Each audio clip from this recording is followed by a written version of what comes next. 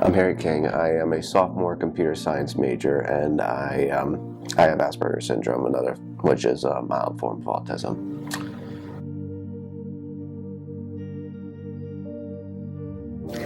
It's a neurological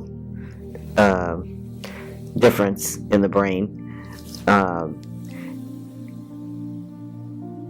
It is typically associated with challenges in social communication and certain differences in the way people behave or process information. I qualify that by saying a lot of self-advocates in the autism community, while there's this difference, the neurodiversity, it's a diversity in the brain, a lot of times we locate challenges externally in society. So in other words, being different does not necessarily have to be a problem.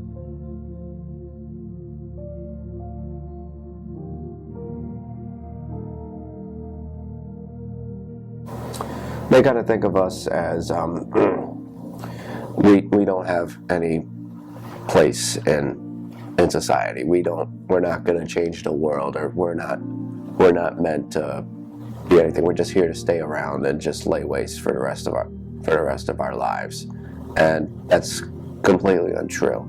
I mean, some cases they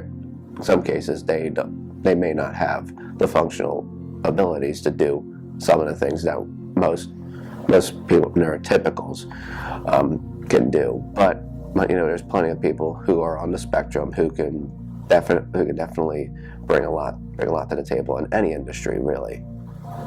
And it's just, and we're not violent, and we're not like out of control. It's just a different way of how we express our emotions.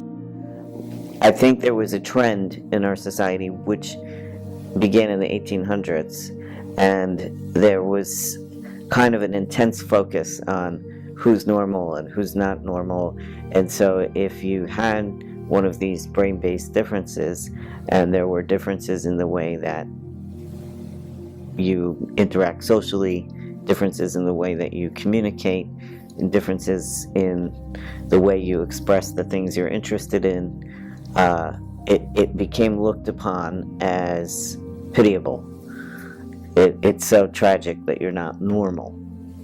We had an idea around what's normal, and if you didn't conform to that, it was a real tragedy. It was disappointing. I think as well that people with disabilities, including autism, were thought of as helpless. So the term infantilization speaks to that problem of treating people with disabilities like they're little children, when they're not. They're adults. Once they grow up, they're adults. And I think that self-advocates over the past 20, 30, maybe 40 years have been working very hard to undo that pity and undo that infantilization, and to say we just want to be regular members of society. Everyone has challenges, frankly. It's just this particular mix or that challenge, and people also have strengths and things that they want to do, and they want to be treated the same way as everybody else.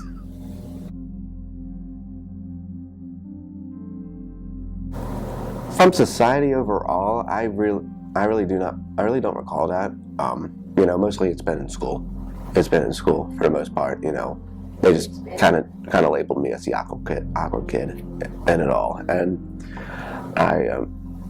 it's like the general public, like job, like they don't, like whenever I applied for jobs, one with the government, for a government internship my senior year, they didn't discriminate me. They just took me for who I was, and just went along with it, just like everybody else did. I believe there were times where ableism was a factor in what was going on in my life, but it was not something that I was consciously identifying at that time. I don't have an example of, very concrete example. If you apply for a job and you're completely qualified, but you don't get it because you have a disability. That's a very easy kind of example. I think my experiences and a lot of people's experiences are more subtle. It may just be, like I said, not having the same opportunities, or automatically being rejected by other people because they don't understand you, instead of people seeking to try to understand, what is this, or what about this person, and how can I bridge that gap?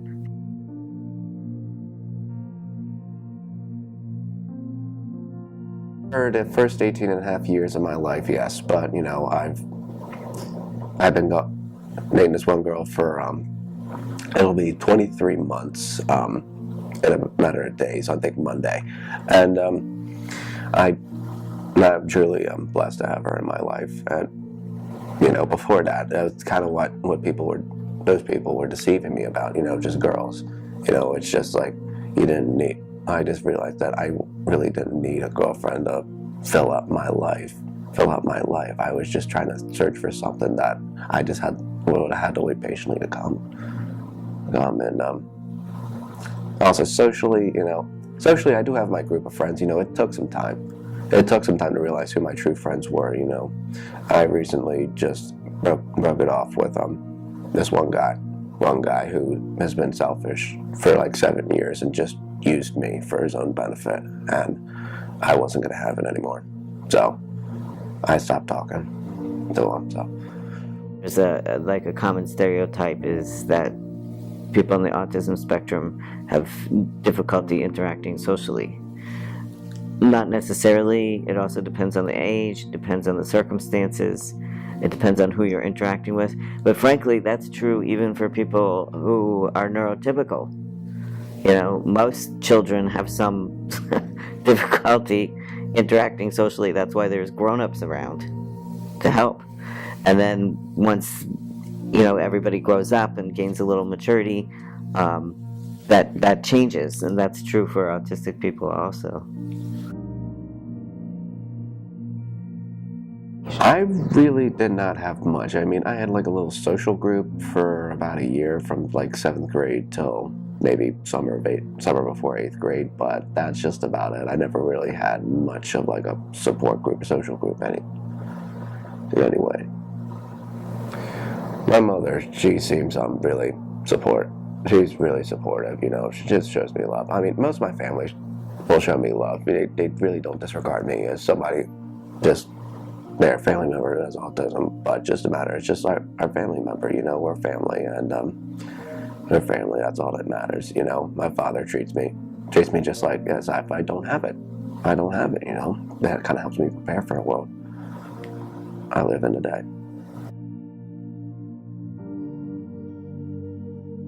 I'm not stupid. It may just take time for me to process stuff into it, longer than it should. And I, quite frankly, don't want to be treated just as you would treat me. And if you're treating me this way, how are you treating everybody else?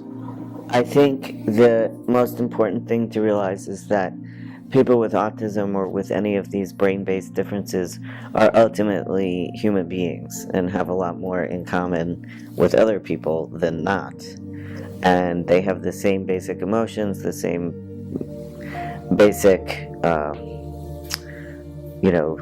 desire to be connected to other people and doing meaningful things that are meaningful to them, whatever that looks like. Just because you have a brain-based difference, it doesn't mean that you therefore lack, the same basic humanity as everybody else.